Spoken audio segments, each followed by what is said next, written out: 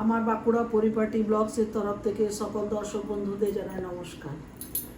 আজ অন্ডাল থেকে আসার পরে হঠাৎ ভাই কলকাতা থেকে ফোন করেছে।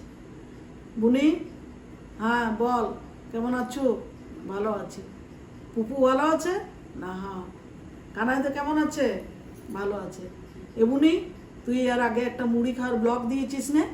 হ্যাঁ দিয়েছি। কি হলো বল, তোর মনে আছে আমরা যখন 3 ভাই বোনে আগে মুড়ি খেতে বসতাম তখন তোকে কি বলেছিলাম একটা কথা, যে বুঝলি বুনি, আমি একটা দুটো চপ খাবো না নরসিংদের দোকানে। আমি না যখন প্রথম চাকরিতে পাবো তখন আমি প্রথম বেতনের টাকাতে, ছোটোবেলার কথা তো সেইভাবেই বলেছিল, বেশ মজার হাসির কথা। হ্যাঁ, তখন প্রথম বেতনের টাকাতে আগে আমি বেশি করে চপ কিনে আনবো, বুঝলি? দিয়ে সেই চপ কিনে এনে আমরা সবাই মিলে 5টা 6টা 7টা 8টা করে চপ দিয়ে দিয়ে মুড়ি খাবো। তো তাই আমি ভাইকে বলছি আজকে যে তোর সেই পুরোনো দিনের অত দিনের সেই ছোটোবেলা 10-12 বছরের কথাগুলো মনে আছে?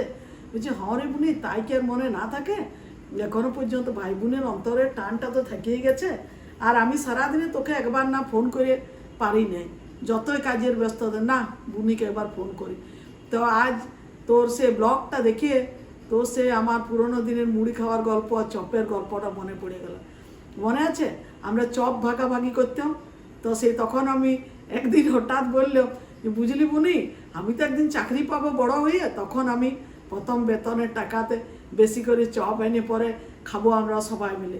তোর এই গল্পগুলো, তোর সাথে যেসব গল্প মজাগুলো করতেও না, এগুলো মাঝে মাঝে আমার মনে পড়েই যায়। তো বুঝলি, আরও এখনও মাঝে মাঝে আমি ফাল্গুনিকে দিয়ে কলকাতাতে মাঝে মাঝে চপ না পেলেও সবসময়তে আমি কিছু বেসন দিয়ে বড়া ভাজা করাই।